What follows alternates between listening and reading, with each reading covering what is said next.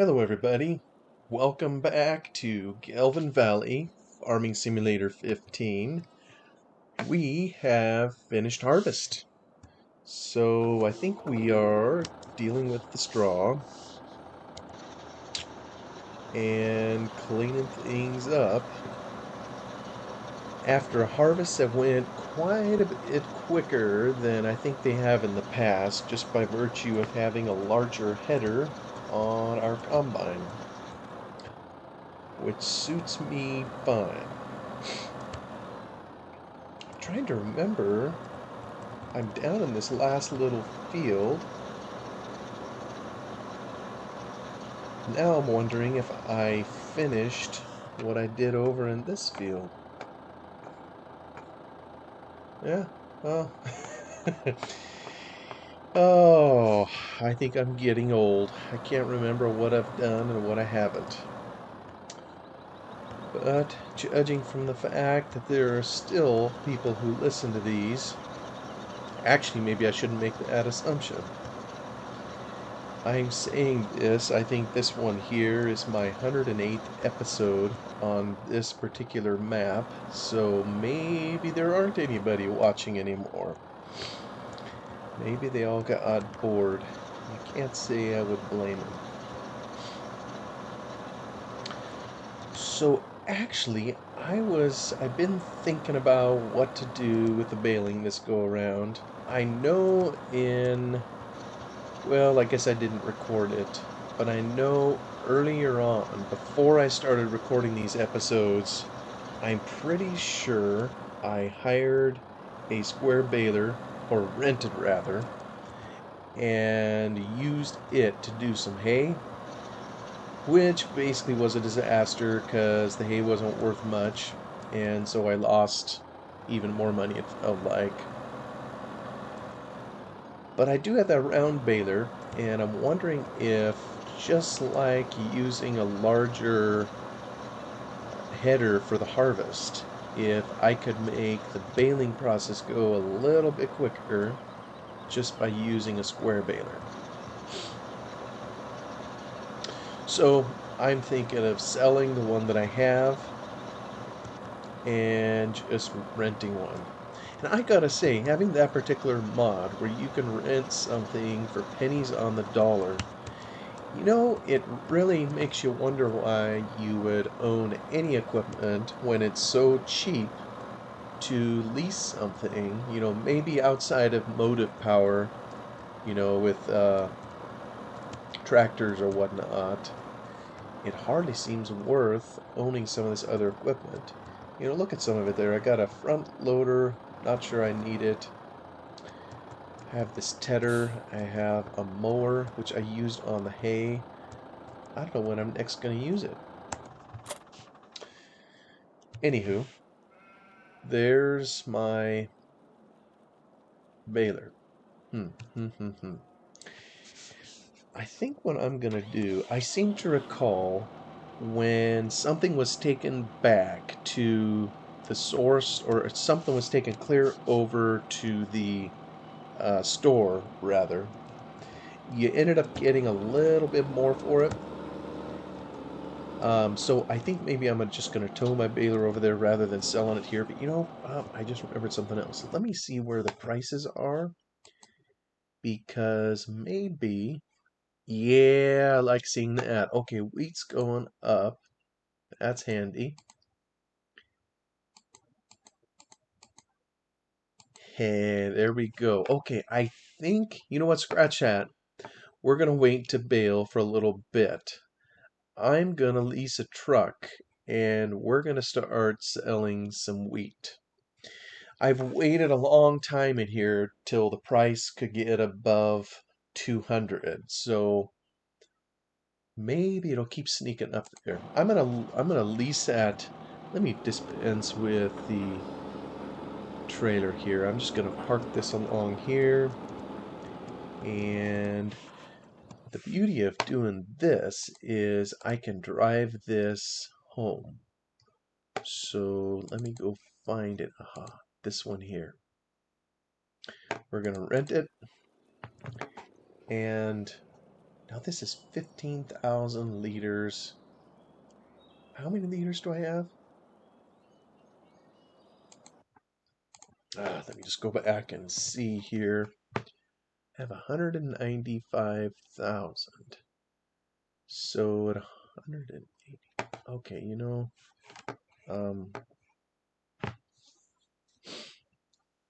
see here. That's going to be at least 10, 15. How many? What's my turn time? You know what? I'm not going to do the math. Let's just wing it. I'm gonna. Oh, of course I don't have enough money. Rent it. I'm gonna get it for 3 hours. Sure. All right. Here we go. I remember I liked using this thing last time, and maybe while I'm down there at the farm, I can even see if our combine is able to put its unloading auger into it. Because I've toyed with the idea, you know, right now I'm using the tractor and trailer, and I think that's actually pretty common on a lot of farms in the UK, so maybe most of them didn't use a truck like this. I guess if anybody's watching from the UK, you can tell me. Um, but I don't know how real I need to keep it. Because I'm figuring if my unloading auger goes in here, I mean, look how much faster this goes than the tractor, so I can get from point A to point B much quicker. And I've got to turn it off here somewhere. Oh, it's coming up. So I'm wondering if next harvest I just lease this thing for a day or whatever it is and have a little bit better timing in the field. Trouble is, I really don't know how it behaves with course play, which I'm sure makes everybody laugh, as if my tractor obeyed course play. Oh, it very much obeyed course play. Thing of it is, course play doesn't always work. Alright, let me just give this a quick little try. Can I shinny this right? Yeah, I can. Let me see. Look at that. Oh, this is going to work perfect. Oh, there's plenty of clearance. Oh, that's awesome. Alright. I think, I'm going to file that away for later. But for the moment, we are going to do some hauling.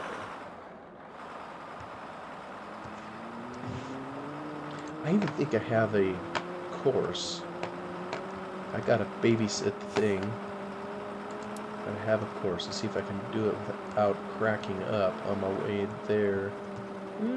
Gotta get through all these hard objects here. Get to... Whoa! That wasn't good. Glad I don't own this machine. Classic rental. Storage to pheasant. That's where we're gonna head to.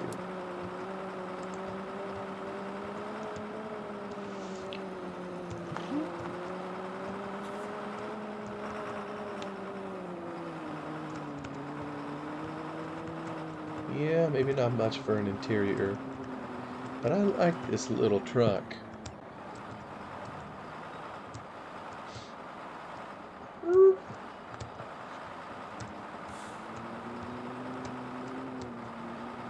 Alright, let's bring on the Vite. Oh, you know what? This thing is going to have a booger of a time turning the corner on the other side.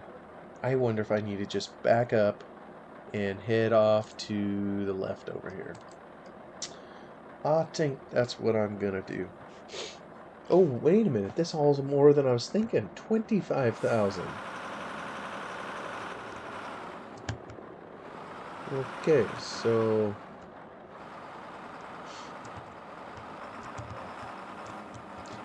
is a little bit tight. Let me see how this does. Actually, hold on. I gotta get the right mode. Grain transport, wheat. Alright, let's see if it does it.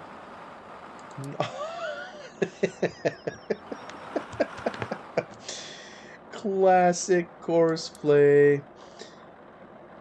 Let's see. Where? Oh, of course, because you ding dong. This isn't America where you're on the right side of the road. You need to be on the left. Yes, sir. There. I set my route up right for that. Oh boy. You're not one to pull this hill. Let me get rid of these lines. I wonder, is there something in here that limits speed, field speed from recording? Alright, well, we'll see how it does. Just hopefully it doesn't fall off the road. Oh, it slipped. Well, we're going to deliver a load anyhow. I may end up needing to lease this a little bit longer. Just don't want it to negate the higher price that I have. And I almost think I learned when we had the great demand, when I was delivering during that time, it ended up diminishing the price. So the more that was delivered, the more the price went down. Hopefully it doesn't do that to us here. My goodness, come on, Grandma, get up this hill.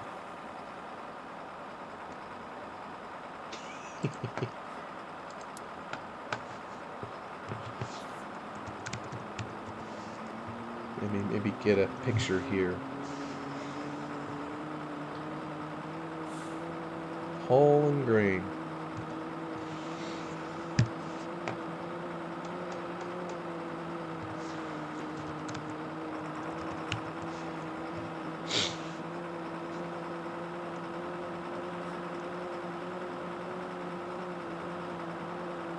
I want to see that negative cash position obliterated. I kind of think this first load should do it. I know I mentioned in a previous episode I was looking to the... Oh wow, that's a side dumper. I was looking to... Ah, it didn't do it. That's all?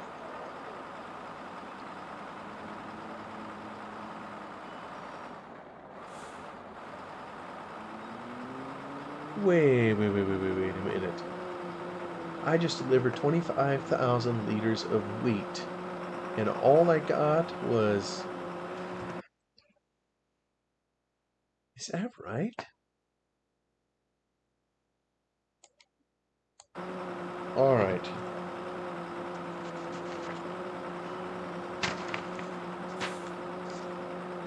How in... Let's see, that's 200,000 or 20...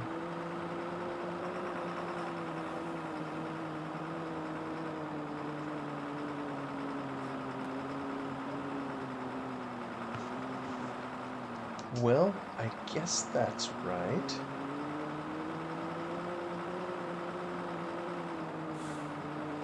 If that's $200 a ton. But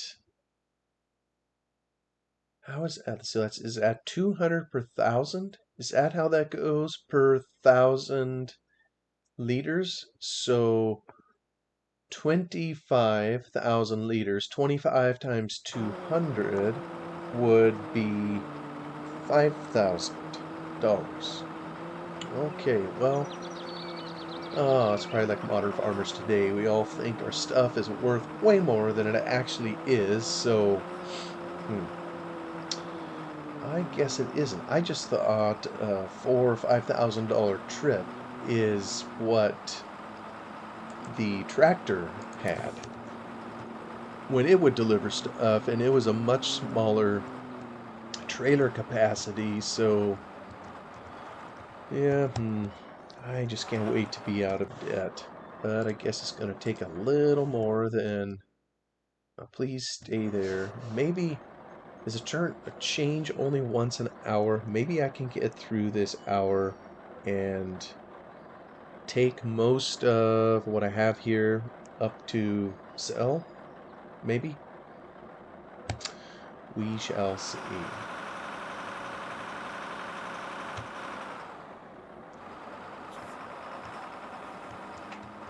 I think the last time when I used this, I sold all my canola, which had a much better price, plus it was on great demand, so maybe that's what made me feel like it was way under what it should be. You know, that's probably actually close to the speed it would be going up a hill. Well, maybe not that slow. Are you spinning?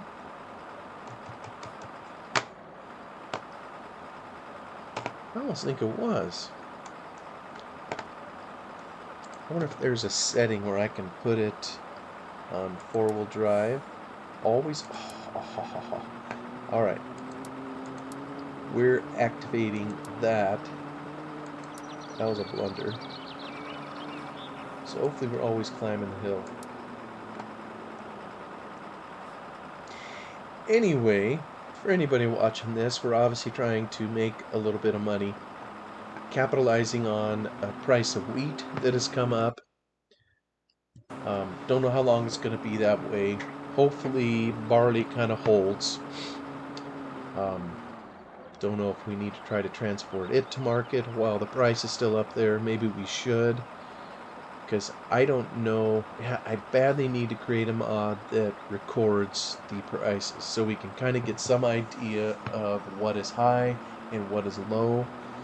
Even as many hours as I played this program, I still can't tell where high and low is. And you know, most of the time it just hasn't mattered. You start on, you know, playing on hard and you start with nothing. We all know it just takes a long time to get up to speed, but this map in particular seems to be very challenging in that regard.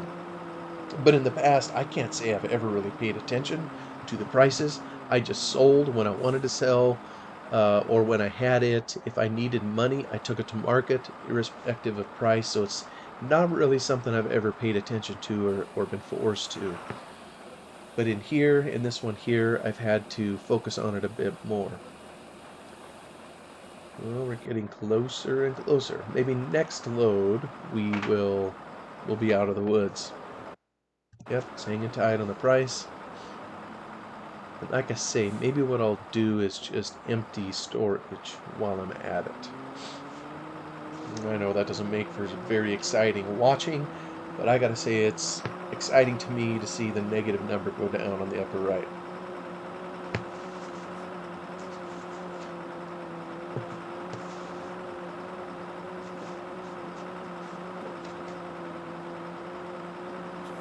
Well, since the last episode, not that anybody cares two hoots, I know I've shared in here that we lost our puppy, and you know, it's been about a month since that has happened, and I gotta say that still feels pretty raw, and you know, it isn't debilitating. I'm not gonna say that. I realize it's an animal. It isn't a human. But man alive, I'll just repeat something I said then: is if you have something nice in your life, please appreciate it, because it can so quickly be taken away. But even with that said, life as we know continues on, and it doesn't stop. And you know, especially when the world around you keeps moving. You know, what's the old saw? You know, laugh and the world laughs with you, cry and you cry alone. And it just seems like that's part of life. Everybody takes their share of heartache and grief, and in one form or another. And when it's your turn, yeah, some people will be supportive, but most of it is born alone. But everybody's there when you're having a laugh and a good time. That's just kind of how life seems to work. It is what it is. But anyway, be that what it may, we're doing the best we can with it. And one of the things we did is, it's been a long time since we've had a cat. And we just so happened to meet a neighbor, my wife and I, when we were out walking here the other night. And they told us they had a litter of kittens, and kind of a tragedy there. The mother cat died somehow. Don't know if I just don't know how it died. I kind of think it got run over, also, and uh, left behind a litter of kittens, which kind of put this family out. I don't remember how many of them there were, quite a passel of them. And so they were bottle feeding each one of these little kittens one at a time, and then trying to find homes for them. Notice one of those challenges that compassionate people will do. Um, I have a memory as a child from years ago where I had a less than compassionate family member, I guess I would say. I watched with my own eyes a bunch of little kittens get basically killed. I still wonder about that, and well, you know what, I just won't speak on that.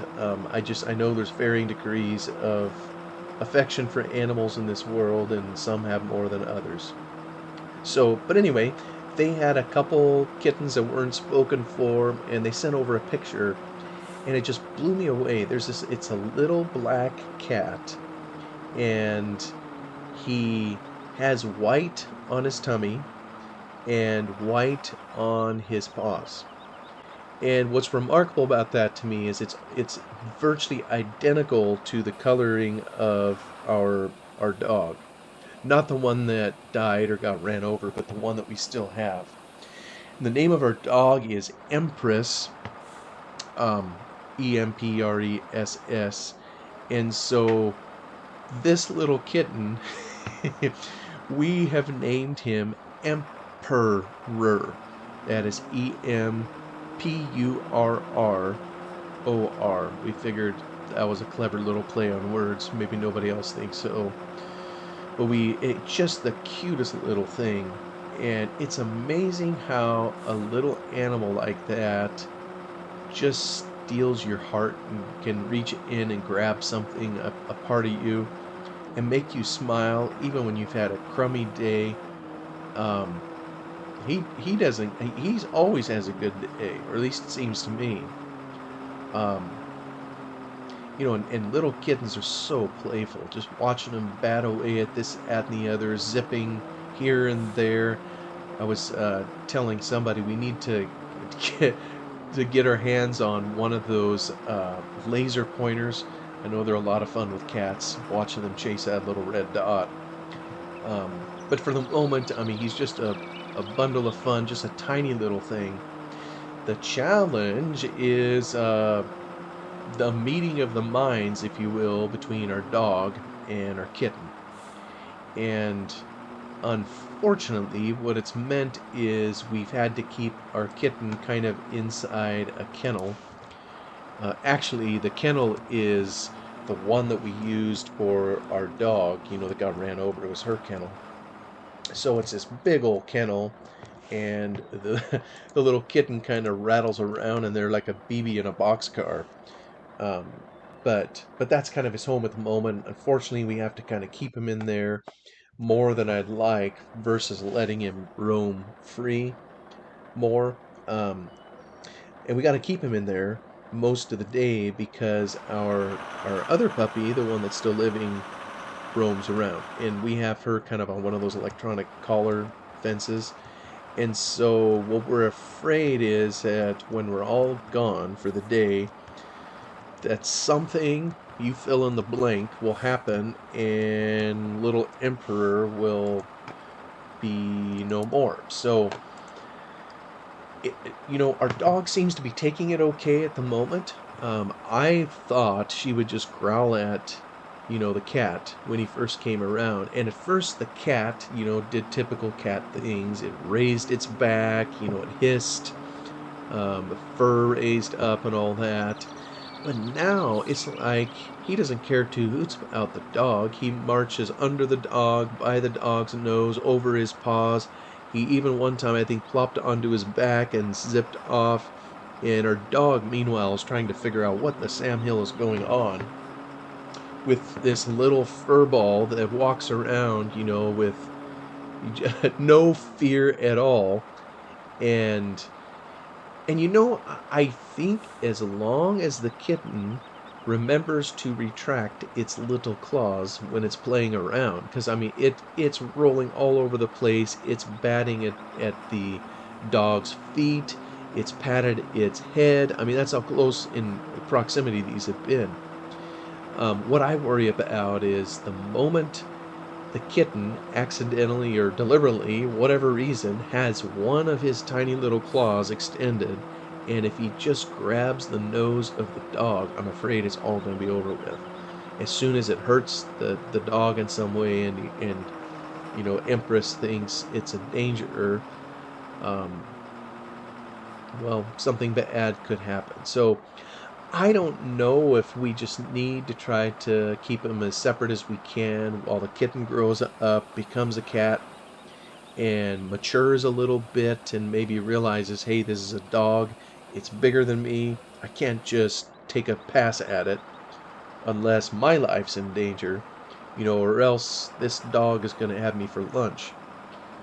Um, Otherwise, the dog seems to be accepting it okay for the moment, and it's just been fun having new life around the place, and it's after losing a dog, it's kind of cathartic to have another animal around. And I don't know, a few years ago, maybe even a few months ago, I never really considered myself much of an animal person. I'm not really a cat person per se. Um, I really like little kittens, but kind of like I've always said, the problem with kittens is they always grow up to be cats, and cats to me are aloof creatures. He's really affectionate now, but it seems like when cats get older, they get very picky. They only come around when they want something, and they figure they own you versus the other way around. So, but who knows? We'll see how this one goes. I've always tended to be more of a dog person, and I realize everybody's going to have their own opinion on that. Shoot, maybe you can leave it in the comments. Are you a dog person, or are you a cat person, or maybe you're a bird person? I don't know. Um, Whatever little animal we find that to share our life with somehow grabs our heart a lot of times, and usually for me that's been a puppy versus a cat. But I gotta say, this little guy is pretty cute, and I hope we can make this work with our puppy. Time's gonna tell, and I just hope I don't have to in one of these episodes start it off by saying that our cat was eaten by the dog, or you know what I'm saying. And if I had a picture up, I would switch from the game here just to show y'all if anybody's interested. Maybe I'll try to do that on another episode. I don't know. And speaking of another episode, I forgot to set my timer.